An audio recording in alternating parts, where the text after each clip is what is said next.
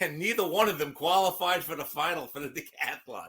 But they built these two guys up so much. It was Dan versus Dave, and it was Dan O'Brien and Dave. I can't think of his last name, so I'm blanking on it. Hansen? Was it Dave Hansen, maybe? So, yeah.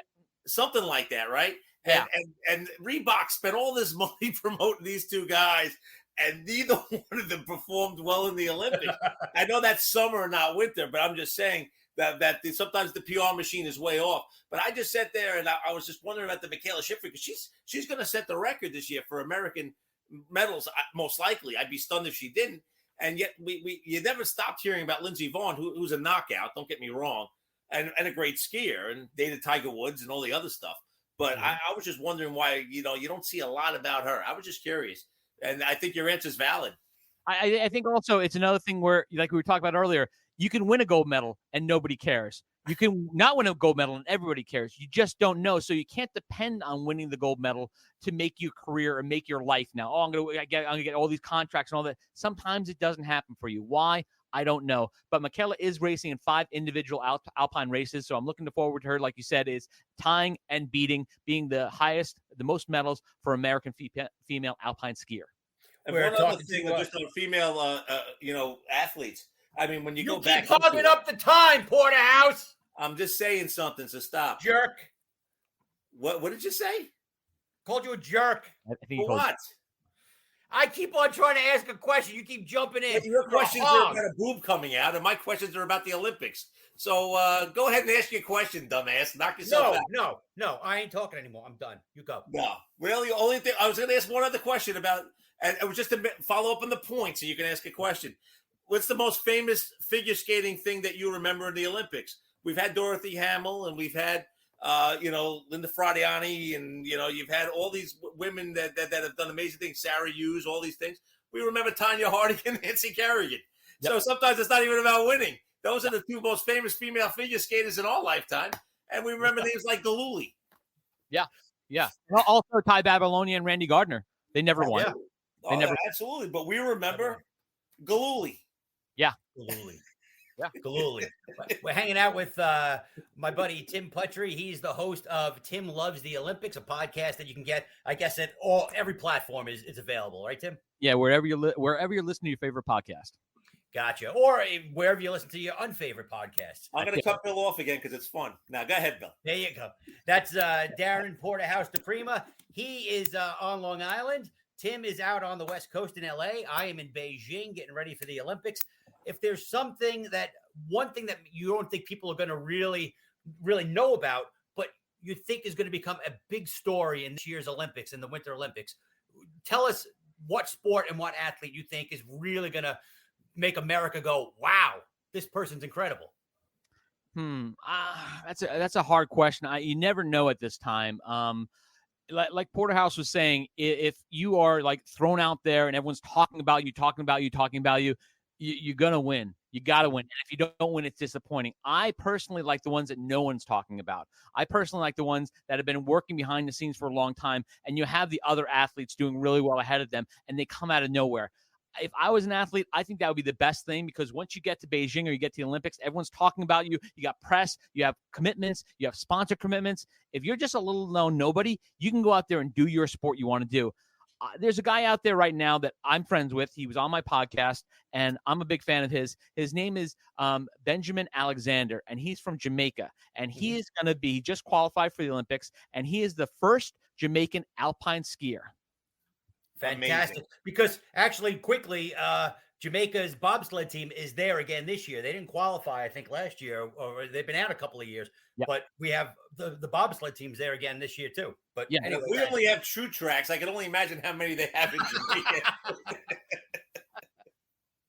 Well, that's what makes these areas where you go, like Park City, Utah. When you go to Park City, Utah, you see all different countries coming there and practicing and using. So it's great for, Park City. It's great for their tourism. It's great for, their economy to, even after the Olympics are over, get people coming there and using their facilities. So do you hate the Russians when we have to play them in Olympic sports?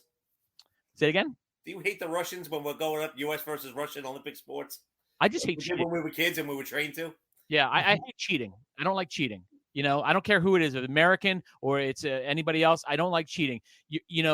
This is not like if we lose this year, we can do it again next year. It's once every 4 years. And we're also talking about athletes, and their careers have to peak in these 4 years. You have to do that peaking thing in the 4 years. If you're not, the big thing with the Summer Olympics, why we didn't have so many more gymnasts that we thought we were going to have, because a lot of them peaked the year before and they didn't qualify. They didn't make it for the Olympics because it was a year off. So it's all about timing. If you're staying healthy, and right now, here's I got a great example for you.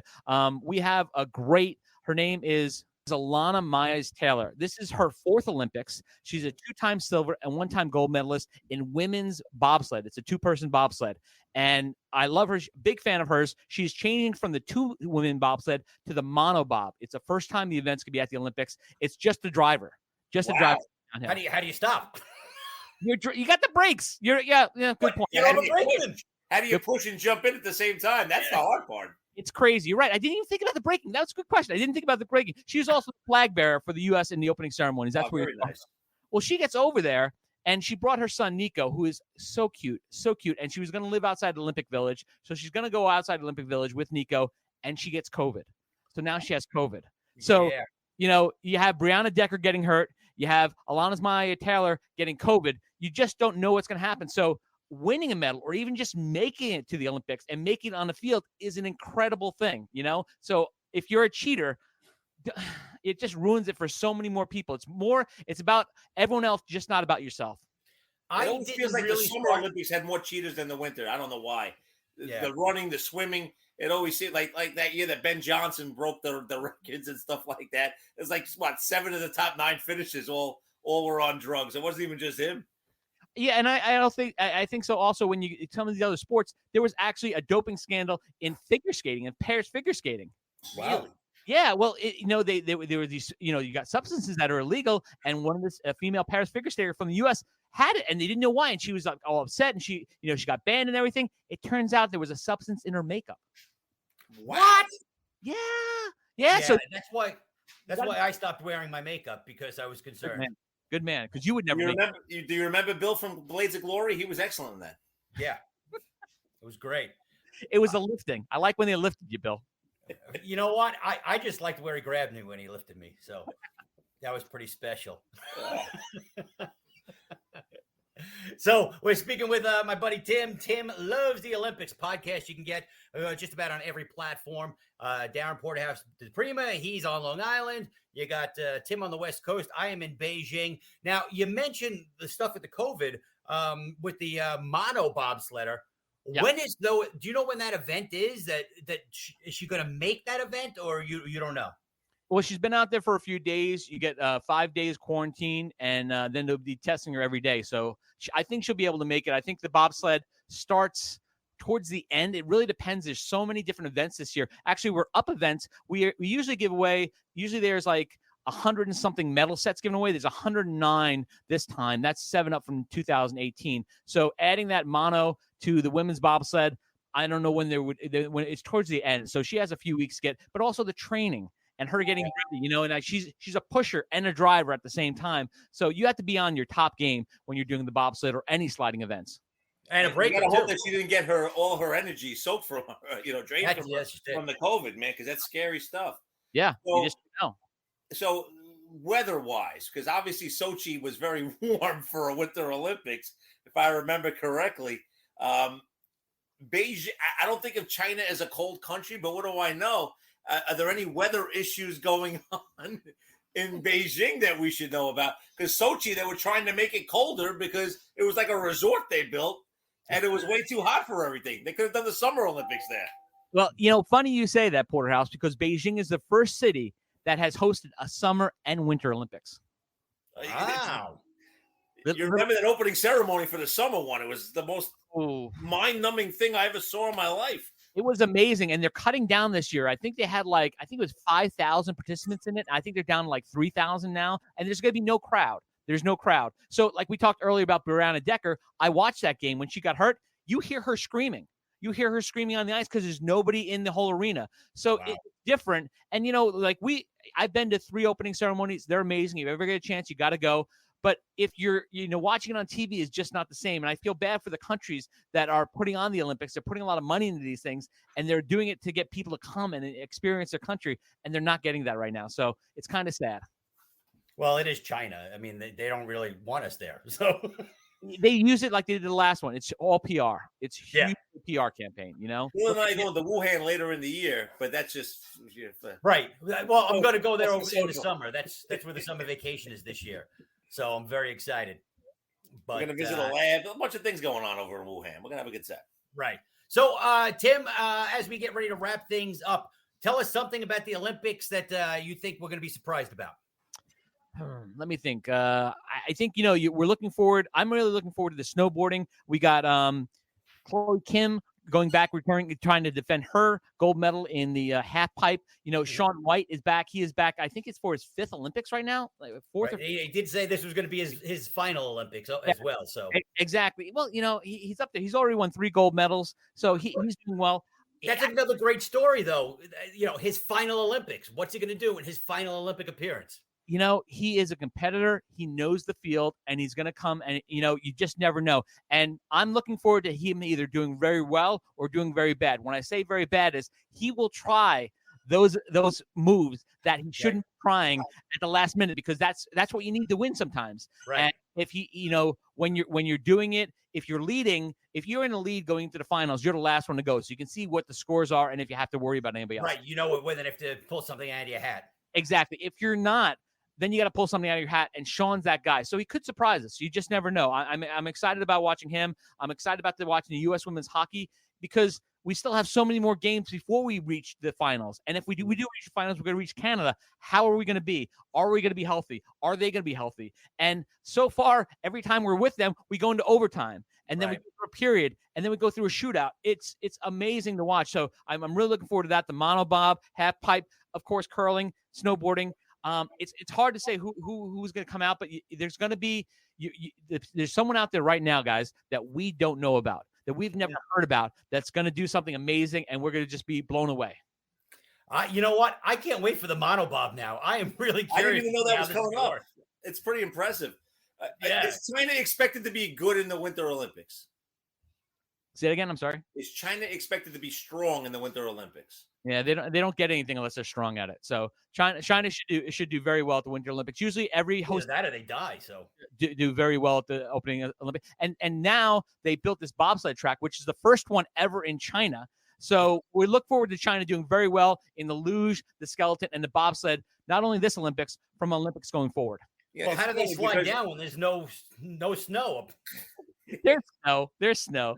The funny thing was, I remember when it was in Nagano, and you didn't know if Japan had any chance of being good, and they were very good in that Olympics. So I'm assuming the same thing will happen for China. I just, they're just not known as a Winter Olympics country. And also, you talk about, let's go to the bobsled. We can talk about the bobsled. You got to learn that track. You got to learn it really well, because the difference between first and last is like seconds. So if the more you practice on that track, the better you get. And China has been practicing on that track all year long, where there's not a lot of people. We did do a little demonstrate event recently to go check out the track, so we got a little form on it. But if you practice something on it like 10 times and they practice on it 10,000 times, even if they're not as good as you, the chance of them doing better is very good. Now, Tim, one more question before we wrap things up. This is more of maybe a political thing, but a lot of people, not many countries put in bids for the Olympics, and some of the ones that did, they pulled out because of the costs, because of what they feel is the corruption, and items like that. Going forward, do you see the Olympic Committee cleaning up so that we can get back to enjoying these events for what they're supposed to be? I hope so. I love the Olympics. I love the Summer Olympics. I love the Winter Olympics. I love the Paralympics. I love everything about the Olympics. I think there are good people in them, but things have got to change. There's people right now trying to see if we can bring Greece, have the Olympics every 4 years in Greece, because you can use the money and it would be, bring it back home. So other countries wouldn't have to bid on it. Bidding on the Olympics is huge. It costs you a lot of money if you get it or not. That's why the Summer Olympics coming up, that's going to be in France, We were bidding for that, but they said, "I'll tell you what, if you don't bid for it, we'll give you 2028." So 24 will be in France, in Paris, France. 28